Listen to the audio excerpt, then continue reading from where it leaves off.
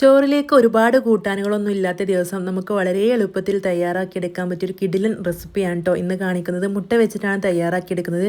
ചോറിലേക്ക് മാത്രമല്ല ചപ്പാത്തിയിലേക്കും അപ്പത്തിലേക്കൊക്കെ ഇത് സെർവ് ചെയ്യാൻ പറ്റും കേട്ടോ.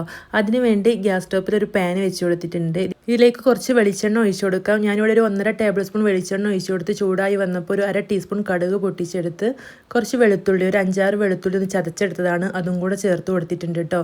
ഇനി ഒരു വെളിച്ചെണ്ണയിലിട്ട് ഈ വെളുത്തുള്ളി നന്നായിട്ടൊന്ന് മൂത്ത് വരുന്ന സമയത്ത് നമുക്കിതിലേക്ക് ഒരു സവോള ചേർത്ത് കൊടുക്കാം.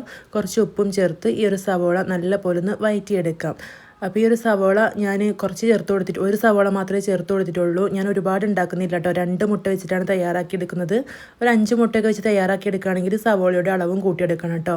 ഇതിലേക്ക് ഇനി മസാലപ്പൊടികൾ ചേർത്ത് കൊടുത്തിട്ടുണ്ട്. മുളക് പൊടി, മല്ലിപ്പൊടി, ഗരം മസാല, മഞ്ഞൾപ്പൊടി, ഉപ്പ് എന്നിവയാണ് ചേർത്ത് കൊടുത്തിട്ടുള്ളത്. നന്നായിട്ട് മിക്സ് ചെയ്തെടുക്കുക.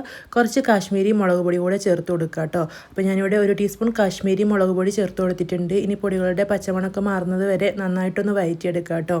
അപ്പോൾ ഇതുപോലെ ചെയ്ത് നോക്കാത്തവരുണ്ടെങ്കിൽ എന്തായാലും ചെയ്ത് നോക്കണം കേട്ടോ. പെട്ടെന്ന് തന്നെ ഉണ്ടാക്കിയെടുക്കാൻ പറ്റും. ഒരു 4-5 മിനിറ്റ് മാത്രം മതിയാവും കേട്ടോ. ഇനി ഞാനിതിലേക്ക് വേണ്ടിയിട്ട് ഒരു 2 മുട്ട പൊട്ടിച്ച് നന്നായിട്ടൊന്ന് മിക്സ് ചെയ്ത് വെച്ചിട്ടുണ്ടായിരുന്നു. അത് ഇതിൻ്റെ നടുവിലേക്കായിട്ട് ഒഴിച്ചു കൊടുക്കാം. എന്നിട്ട് ഇതിലേക്ക് കുറച്ച് കുരുമുളക് പൊടിയും ഉപ്പും കൂടെ ഒന്ന് വിതറി കൊടുക്കാം കേട്ടോ. ഇതുപോലെ കുരുമുളക് പൊടിയും ഉപ്പും ചേർത്ത് കൊടുത്തിട്ടുണ്ട്. എന്നിട്ട് അടച്ച് വെച്ചിട്ടൊന്ന് വേവിച്ചെടുക്കാം. ഒരു 2 മിനിറ്റ് ചെറിയ തീയിൽ അടച്ച് വെക്കുക. അപ്പോൾ ഈ മുട്ടയൊക്കെ നന്നായിട്ട് വെന്ത് കിട്ടും. എന്നിട്ട് ഇതുപോലെ സ്പൂണോ തവിയൊക്കെ വെച്ചിട്ടൊന്ന് കട്ട് ചെയ്തെടുക്കണം കേട്ടോ. മുട്ട ഇതുപോലെ കട്ട് ചെയ്ത ശേഷം നല്ലപോലെ ഒന്ന് മിക്സ് ചെയ്തെടുക്കുക. മസാലയൊക്കെ നന്നായിട്ട് മിക്സ് ആവാൻ വേണ്ടിയിട്ട് കുറച്ച് സമയം മിക്സാക്കി എടുത്ത ശേഷം ഇതിലേക്ക് കുറച്ച് നാരങ്ങ നീരും കുറച്ച് മല്ലിയിലും കൂടെ ചേർത്ത് കൊടുത്ത് വീണ്ടും നല്ലപോലെ ഒന്ന് മിക്സ് ചെയ്തെടുക്കുക.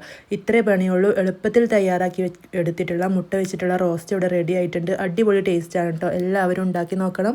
അപ്പോൾ നിങ്ങൾക്ക് ഈ ഒരു റെസിപ്പി ഇഷ്ടമായിട്ടുണ്ടെങ്കിൽ മറക്കാതെ ലൈക്ക് ചെയ്യാനും നിങ്ങളുടെ അഭിപ്രായം കമൻ്റായിട്ട് അറിയിക്കാനും മറക്കരുത്. ഇതുപോലുള്ള ഈസി ആൻഡ് സിമ്പിൾ റെസിപ്പീസൊക്കെ ആയിട്ട് നമുക്ക് വീണ്ടും കാണാം. താങ്ക്